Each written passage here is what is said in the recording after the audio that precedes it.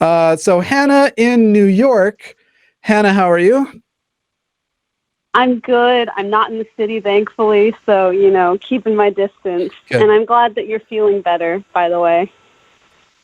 I am. I'm feeling it. It's funny because there's still waves. I'll still have like a day where I'm coughing a lot, and then the next day I'll be fine again. But my overall, even the days where it comes back a little bit, is still way better than things were a week or two ago. I guess it is now. When you stay inside every day, it's also harder to keep track of time. Like my concept of time is just gone. Did you all know that coronavirus only started 2 days ago? No, I'm just kidding. That's a joke. That's to mess with the stoners watching. Anyway, Hannah, what was your question?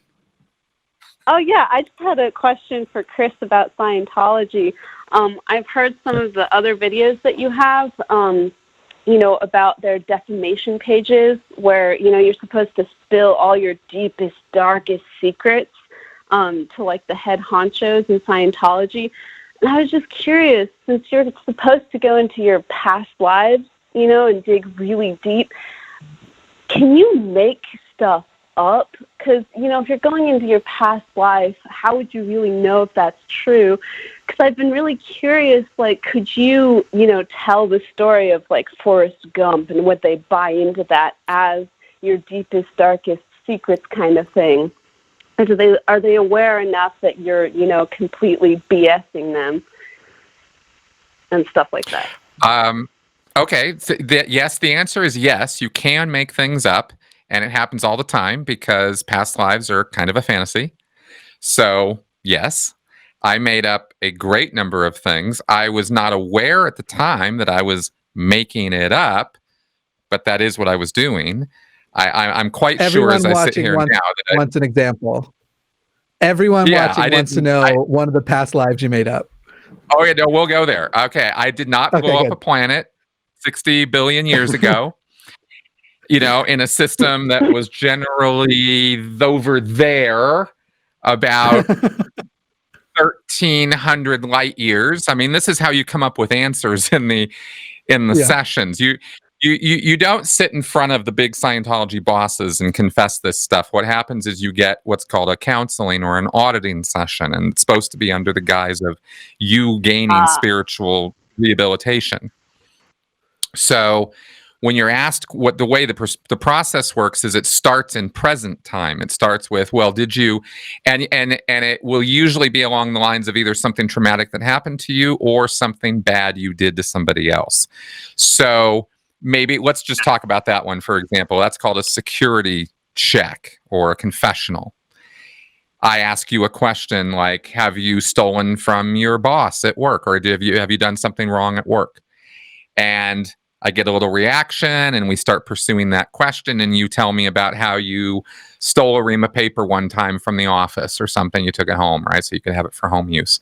And that doesn't necessarily clear it all up. So then I go, okay, well, is there an earlier similar time you did something bad at work? And they go, oh, yeah, well, when I was 15 years old, I stole a bunch of food from the Burger King that I worked at.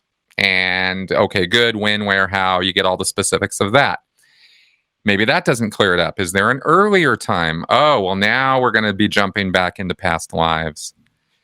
Sure, last lifetime I did this and this and this. And so it goes until you're getting grander and grander stories of things happening earlier and earlier. This is pretty consistently how it goes with Scientologists, one to the other to the other. And blowing up planets, committing genocide, wiping out species of life. I mean, these are common sort of things that come up for stuff that happened so long ago. As Jimmy so eloquently put it, we have a hard time even conceiving of these time periods. Scientologists practice a lot of this, so they actually kind of think about these time periods a bit more than regular people, non-Scientologists do. I used to have to teach them, so I'd broke it down into how many seconds is in, it would represent 1 million years or 1 billion years or something. Like 32,000 years is 1 billion seconds. It's like that. You start doing these number conversions, trying to get across to somebody just how big these numbers are. And once you've opened your mind to that, anything is possible. Anything. Right. Anything could have happened. You could have done anything. Anything could have happened to you. So really, the imagination's the limit at that point. At some point, somebody has been telling stories from a movie they watched and just see, like, I just imagine somebody's like telling the story of Spider-Man essentially.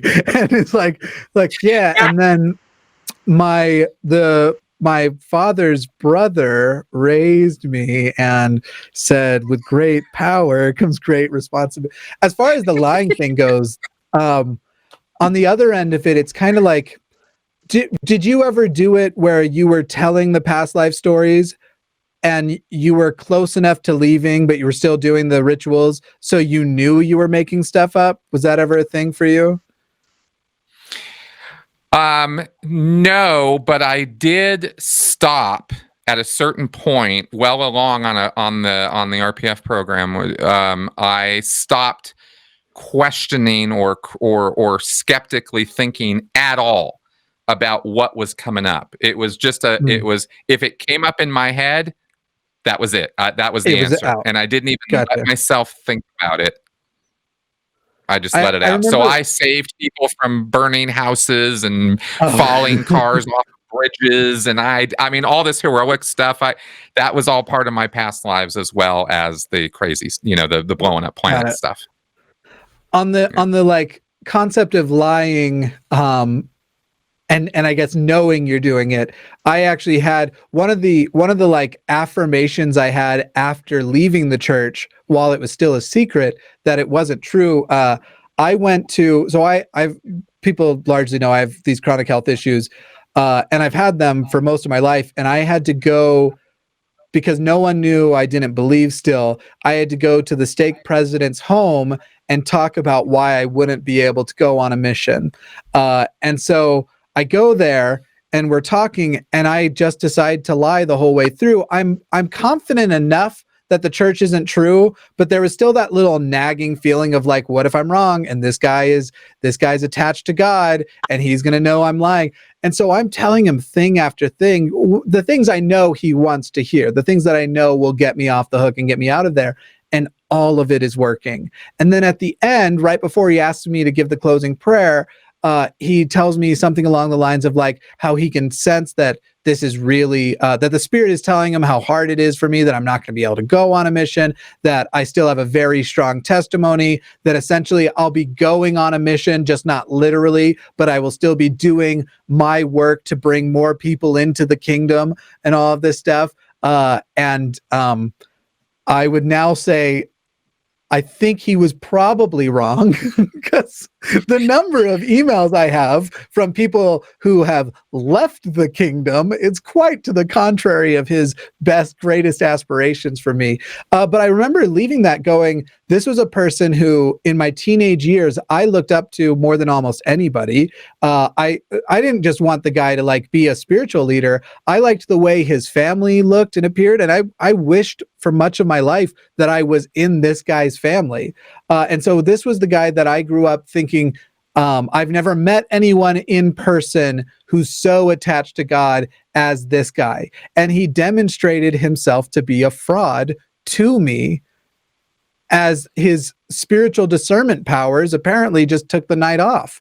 And so that was a big moment of, oh, I'm right. It's not true. Because if I can get one over on this guy and God doesn't so much as say, you should probably ask him if he's jerking off, then I can get one over on, then none of them are attached to God. So it was a big moment for me. So just something I thought of in sort of conjunction with what you were talking about, the lies but in my case, lying on purpose. Anyway, I took it way down a tangent. Hannah, was that what you were looking for from Chris? Because I know it wasn't what you were looking for from me. If it didn't cost so much money, to become a Scientologist, I was so tempted to just start LARPing, the story of Thanos. So that works for me. Thank you. Yeah, good deal. Yeah. Good deal. Yeah, you have a good one. All right, bye. Bye. That reminds me of how several people have reached out to me after I did a video this week on this Make Women Great Again conference that's going to be happening in Orlando. And a bunch of them were like, do you want me to go undercover? And I was like, well, sure, except I'm not going to spend the $2,000 that the conference costs to send you. Like, if you've got $2,000 means nothing to you kind of money, you be my guest. But yeah, there's too much cost to buy in.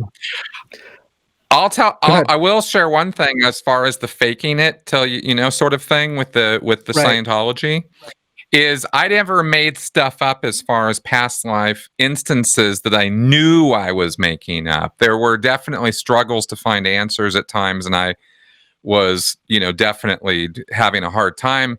But what I did learn how to fake eventually was the euphoria at the end of a counseling or an auditing session, in order to get the hell out of it, because every one of their sessions, it was a major thing for me to learn.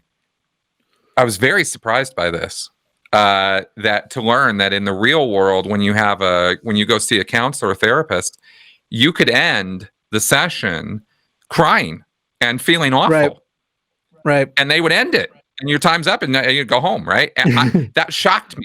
Because in Scientology, you never end a session that way. And if it goes 10 hours until you're, euphoric and feeling good and you're okay with what's happened, that's what it takes. And so I learned after about 1,000 hours of this, okay, I gotta shorten these things up. This is taking too long. It's taking too much of my life. I got to get out of this.